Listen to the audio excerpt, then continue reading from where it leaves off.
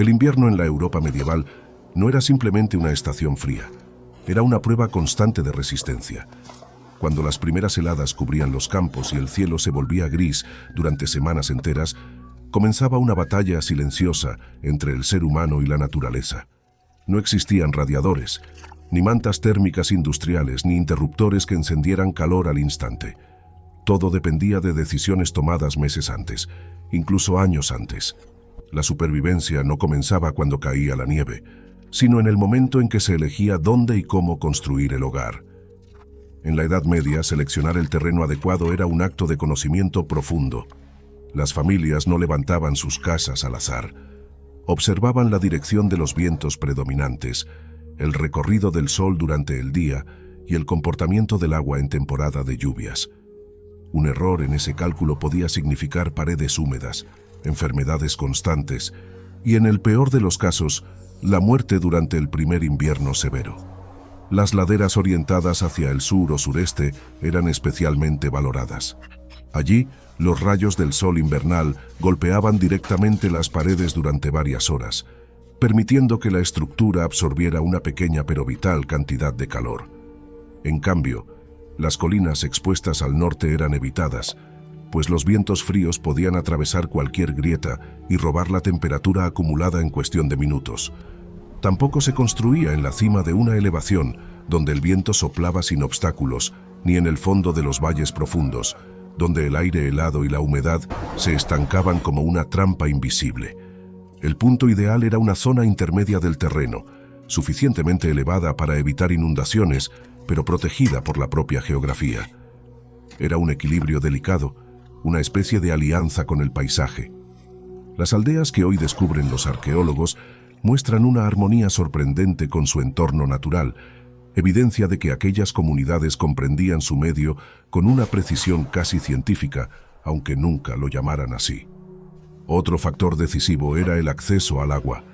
Un arroyo cercano resultaba indispensable, pero debía encontrarse a una distancia prudente.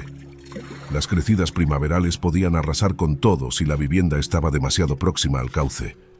Los cursos de agua protegidos del viento eran los más apreciados, ya que tardaban más en congelarse por completo. Incluso en las semanas más frías, ofrecían una posibilidad de abastecimiento cuando el resto del paisaje quedaba cubierto por una capa sólida de hielo. La proximidad del bosque también era fundamental. La leña constituía la única fuente de energía térmica. Cada tronco debía ser cortado, transportado y almacenado con meses de anticipación.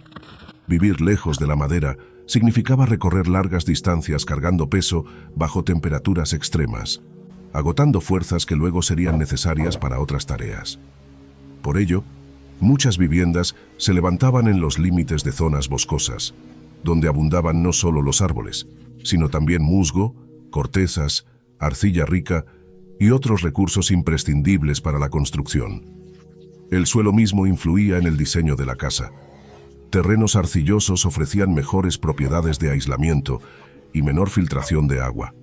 Las superficies rocosas, en cambio, eran frías y difíciles de trabajar. En regiones con tierra blanda, las estructuras podían levantarse sobre el nivel del suelo con entramados de madera.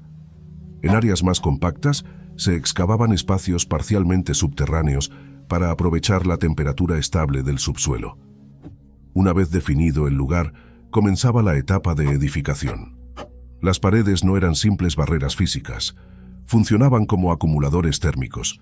Se seleccionaban troncos gruesos, rectos y resistentes, capaces de retener el calor del fuego interior durante horas. La unión entre cada pieza debía ser casi perfecta.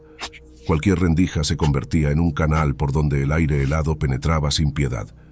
Para sellar esos espacios, se utilizaban mezclas de musgo húmedo, fibras vegetales y arcilla, materiales que al secarse formaban una capa compacta y sorprendentemente eficaz. En algunas regiones, el exterior se recubría con barro mezclado con paja, creando una envoltura adicional que protegía contra la humedad y reforzaba la capacidad aislante. No era estética lo que se buscaba, sino funcionalidad absoluta. Cada centímetro del muro tenía una razón de ser. El techo representaba uno de los desafíos más complejos. Debía soportar el peso de la nieve acumulada durante meses sin colapsar. Por eso se construía con una inclinación pronunciada que facilitaba el deslizamiento del manto blanco. Sin embargo, una capa ligera de nieve no era enemiga. Al contrario, actuaba como aislante natural, atrapando aire entre sus cristales y ayudando a conservar el calor interior. Bajo esa cubierta podían encontrarse varias capas: corteza impermeable, vegetación seca y en algunos casos tierra compactada que con el tiempo desarrollaba una fina capa vegetal viva. Las aberturas eran mínimas. Las ventanas, cuando existían, eran pequeñas y estaban orientadas hacia el lado más soleado. Se cubrían con membranas animales o pergaminos tratados que dejaban pasar la luz, pero no el viento directo. Durante las tormentas, se cerraban completamente con paneles de madera reforzados. La puerta tampoco era un simple acceso. En muchas viviendas se incorporaba un pequeño espacio intermedio que funcionaba como amortiguador térmico. Así, el aire frío quedaba atrapado antes de ingresar al área principal. Incluso el umbral elevado tenía un propósito: impedir que la corriente fría que se desplazaba pegada al suelo penetrara en el interior.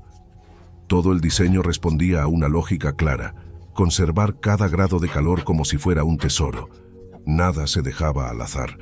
Las familias trabajaban durante el verano y el otoño pensando en el invierno que vendría. Cada decisión estructural era el resultado de generaciones de prueba y error, de inviernos superados y de pérdidas aprendidas. Lejos de ser construcciones rudimentarias, aquellas viviendas eran auténticas máquinas de supervivencia, adaptadas al clima y al terreno con una inteligencia práctica que hoy sigue sorprendiendo a investigadores y reconstruccionistas históricos. El hogar medieval no solo protegía del frío, representaba la frontera entre la vida y la muerte cuando el mundo exterior se transformaba en hielo. Si la ubicación y la estructura exterior eran fundamentales, el verdadero secreto de la supervivencia se encontraba en el interior. Allí, en el corazón de la vivienda, se concentraba la tecnología más importante de toda la casa: el sistema de calefacción. Sin fuego, ninguna pared gruesa ni techo bien diseñado podía salvar a una familia del frío prolongado. En muchas regiones del este de Europa se desarrolló una solución extraordinaria que con el tiempo se convertiría en un símbolo cultural: la estufa rusa. No era simplemente un horno para cocinar. Era una estructura masiva de arcilla, piedra y ladrillos sin cocer, diseñada para almacenar calor durante largas horas. Su tamaño podía ocupar una parte considerable de la única habitación de la casa, pero ese espacio no era un lujo, sino una inversión vital. El principio era sencillo y brillante al mismo tiempo. En lugar de permitir que el calor del fuego escapara rápidamente por la chimenea, el humo caliente recorría un sistema interno de canales antes de salir al exterior. Durante ese trayecto, transfería su energía térmica a las gruesas paredes del horno. Estas paredes absorbían el calor como si fueran una batería gigante y lo liberaban lentamente a lo largo del día y la noche. Una sola combustión intensa podía mantener una temperatura estable durante casi 24 horas. Encima de esta estructura se construía una plataforma donde se podía descansar. Dormir allí no era un capricho, era la zona más cálida del hogar. Los ancianos, los niños y los enfermos ocupaban ese lugar privilegiado, protegidos del frío que se acumulaba cerca del suelo.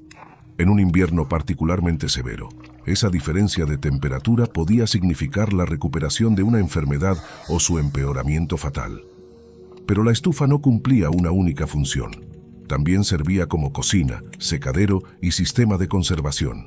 Sobre ella se deshidrataban setas, hierbas medicinales, frutas del bosque y tiras de carne. El humo, además, actuaba como conservante natural. En ausencia de refrigeración, prolongar la vida útil de los alimentos era tan importante como calentar el espacio. El manejo del fuego exigía experiencia. Encenderlo correctamente requería una secuencia precisa. Primero astillas finas, luego leña más gruesa, controlando el flujo de aire para evitar humo excesivo en el interior. Un error podía llenar la habitación de gases peligrosos. La intoxicación por monóxido de carbono era una amenaza real en espacios cerrados. Por eso la ventilación era tan crucial como la calefacción. En viviendas excavadas parcialmente bajo tierra, el desafío era aún mayor. Estas estructuras aprovechaban la temperatura relativamente constante del subsuelo. A 1 o 2 metros de profundidad, el suelo mantiene un nivel térmico mucho más estable que el aire exterior. Esta característica permitía reducir drásticamente el consumo de leña. No era necesario luchar contra temperaturas extremas desde cero. La tierra ofrecía una base térmica natural. Sin embargo, construir estos espacios requería una planificación meticulosa. Las paredes excavadas debían reforzarse con madera o piedra para evitar derrumbes. El techo, cubierto con capas de vegetación y tierra compactada, actuaba como una barrera aislante extraordinaria. Desde el exterior, muchas veces apenas se distinguía del paisaje.